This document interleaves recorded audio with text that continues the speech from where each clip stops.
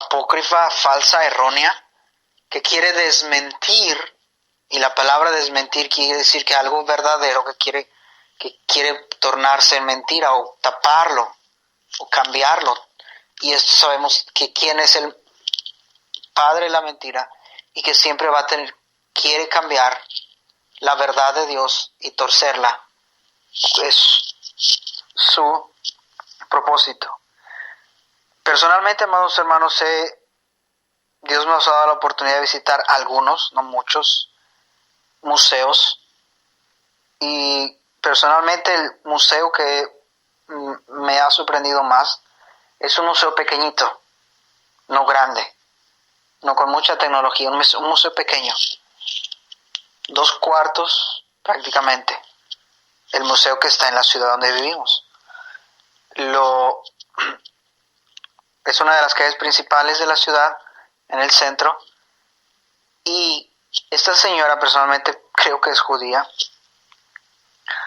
nos da, hay datos, documentos que se han guardado de los archivos del conteo, porque los alemanes llevaban un conteo, y no nada más de las antigua Unión Soviética, nada más en un total se tiene ahí el conteo de los grupos por ciudades que se tenían o por países principales: Kiev, Ucrania, Rusia, Moscú, de los judíos de Polonia y de diferentes lugares de Alemania donde iban exterminando.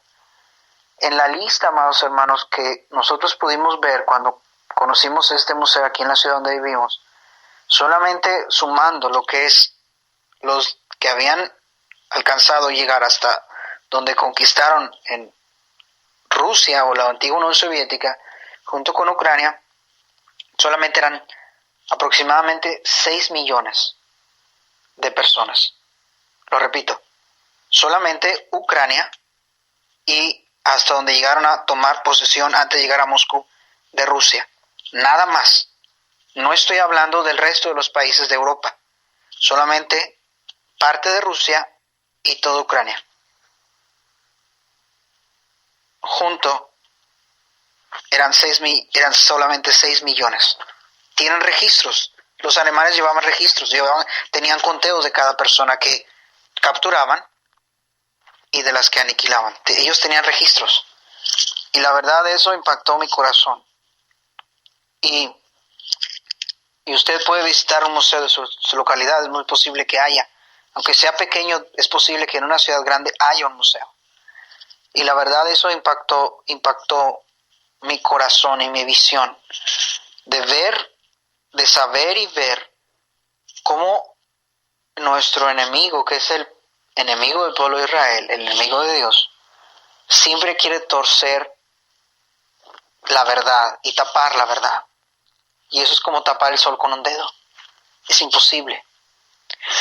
¿Y por qué estoy mencionando esto? Porque sin lugar a duda lo que nosotros en México, en Latinoamérica, podremos vislumbrar es un poco a la verdad de lo que realmente sucedió en Europa, y las atrocidades y el genocidio que se llevó a cabo. Claro que sí, sabemos y entendemos que mucha gente fue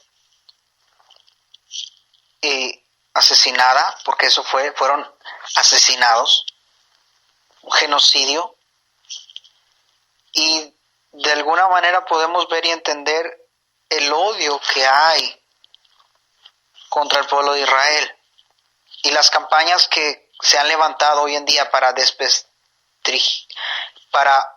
erradicar y decir que eso no sucedió, que el genocidio israelita de la Segunda Guerra Mundial no sucedió. La verdad es querer tapar el sol con un dedo. Es aberrante escuchar esas cosas. He leído información a través de internet de gente que se burla, se mofa. Y la verdad que Dios tenga misericordia de ellos, porque lo que están haciendo es algo grave. Amados hermanos, eso quebranta mi corazón, porque estamos en un mundo que quiere tapar la verdad y el sol con un dedo.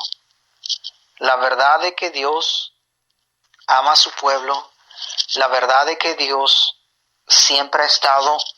Y a propósito, eso que sucedió, amados hermanos, Dios estuvo en control.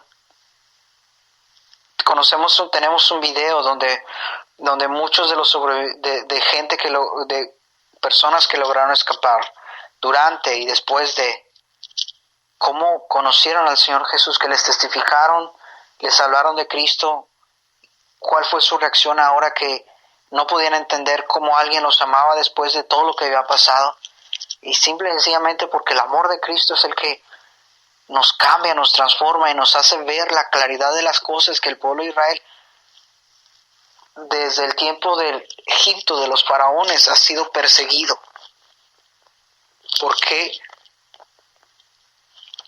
Porque nuestro enemigo sabía que a través del pueblo de Israel Dios iba a mandar un Salvador. Y está enojado. Y sigue todavía usando a se suelen llamar palestinos. Y sin lugar a duda yo le invito a que pudiera ir a un museo en su ciudad, y si está en una ciudad pequeña, cuando usted pueda ir a una ciudad grande, es muy posible que haya una comunidad y haya un museo. Si no, yo creo que cerca de usted hay un lugar donde ahí le llaman, en algunas partes les llaman cibercafés, donde hay computador, usted puede rentarla por una hora y busque ahí información acerca de la información de la Segunda Guerra Mundial. Usted se va a encontrar de información acerca de eso. Y hay muchas cosas que contar, y esta señora que conocimos aquí nos hablaba acerca de lo que pasaba, de los artículos que se habían encontrado. Nos decía, amados hermanos, que solamente en la ciudad donde vivimos son aproximadamente más de 30 kilómetros, 35 kilómetros para salir afuera de la ciudad. Se juntó todos los judíos que había en la ciudad donde nosotros vivimos en aquel entonces. La temperatura estaba a menos 35 grados bajo cero. Se les tenía en la calle por varias horas, mientras se fueron juntando todos, y después por grupos se les enviaba a esos 30 kilómetros caminando hacia afuera de la ciudad. Una vez que en esta temporada de invierno llegaban hasta allá, se les ponían a cavar unas zanjas, pozos grandes, ellos mismos, y después los paraban al filo de esos pozos y comenzaban a aventarlos, y después comenzaban a aventar tierra para taparlos. La historia de la gente que sobrevivió cuenta que la tierra se movía literalmente de la gente que trataba de escapar. La verdad que fue algo terrible, amados hermanos, lo que pasó. Terrible. Y la verdad, el enemigo siempre ha querido tratar de destruir el pueblo de Dios. Pero déjeme decirle, no lo ha logrado, porque Dios siempre ha permanecido fiel a su promesa. Y vemos el futuro. Usted puede abrir el libro de Apocalipsis y puede ver el futuro del pueblo de Dios y de los que han creído en Él. Hay muchos judíos que están creyendo en Jesús como el Señor y Salvador de su vida. Y no solamente aquellos que alguien puede decir, es que lo rechazaron, amado hermano. Hay muchos judíos que le han conocido. Hay muchos judíos que quieren conocer a su Salvador, a su Mesías. Y hay muchos judíos, personalmente Dios me ha dado la oportunidad de trabajar con un grupo de ellos. Cada sábado estoy predicando. El testimonio de uno de ellos dice que él estaba pequeño, su madre y su hermana cuentan cuando en el tiempo de los zares rusos hubo un tiempo en que también quisieron destruir a mucho del pueblo de Israel aquí. Y él dice que estaban en un río, los llevaban, y cuando decían, ¿no te quieres ser cristiano? y en ese mismo momento los mataban. Era la cruzada que ellos tenían en esos tiempos para convertir, entre comillas lo digo, al pueblo hebreo. El padre de este hermano, porque él es judío, ahora salvo cristiano, su padre era rabino de una sinagoga. Cuenta que unos cristianos rogaron, pidieron a esos hombres que se decían pseudo cristianos, unos bautistas, se acercaron rogando para que no asesinara a la madre y a los hijos, a la esposa del rabino y a los hijos, que lograron detenerlos rogándoles que no los mataran. Y él dice, se llama Víctor el hermano, dice yo sé por los testimonios de mi madre y de mis hermanos, dice que estos hermanos bautistas, dice, hicieron la diferencia en nuestra vida. Y Dios me ha dado la bendición de poder participar y cada sábado estar predicando. Ahí hay más testimonios que se nos iría el tiempo para platicar, que Dios nos ha permitido tener de viva voz y saber, amados hermanos, de las experiencias, como este hermano que ahora conoce al Señor, conoce a su Salvador, pero no solamente eso, ahora él tiene carga de compartirles su palabra a su mismo pueblo y predicar y decir que crean en Jesús, que es el Cordero de Dios que quita el pecado del mundo. Es una tremenda bendición que Dios me ha dado para trabajar junto con estos hermanos bautistas que están aquí, que son por generaciones, que han vivido, son de aquí, que son judíos, creyentes, bautistas, que están alcanzando al pueblo hebreo. Y he estado ya por 2 años trabajando junto con ellos. Ha sido una bendición y he aprendido. Dios me ha enseñado muchas cosas a través de ellos. Carga su corazón por su pueblo. Y tantas historias, amados hermanos, que realmente no tendríamos tiempo. Y vamos a la palabra de Dios, que Mateo capítulo número 8 dice ahí, entrando Jesús en Capernaum, vino a él un centurión, rogándole, diciendo, Señor, mi criado está postrado en casa, paralítico, gravemente atormentado. Y a mí me llama la atención, amados hermanos, en primer lugar vemos que este hombre es gentil. No es hebreo, no es judío. En primer lugar, amados hermanos, ¿qué llega haciendo? Llega rogando. ¿Y por quién? Por su siervo. Dios ha dicho que Él ha tomado a Israel como su siervo.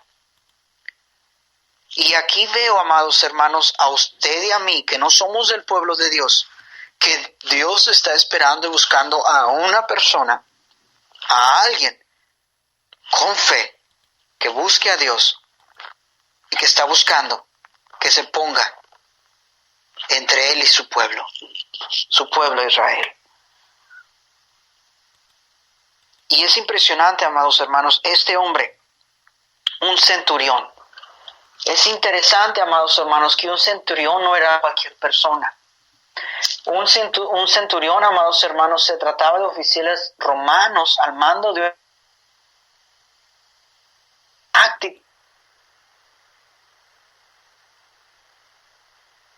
de soldados de guerra y administrativo, con cualidades de resistencia, templanza y de mando. Este hombre, amados hermanos, que estamos viendo aquí, no es cualquier persona, es un hombre que tenía a su cargo 100 hombres. Comandaban una centuria, de 100 a 80 personas, en función de sus fuerzas. Y esto nos dice que este hombre tenía que tener carácter. No era una persona joven, era un hombre con experiencia. Y podemos entender por qué era un oficial de guerra, que podríamos entender ahora si fuéramos y conociéramos a una persona, un oficial de guerra, pudiéramos ver a un hombre que no tiene humildad posiblemente, no todos, pero la mayoría.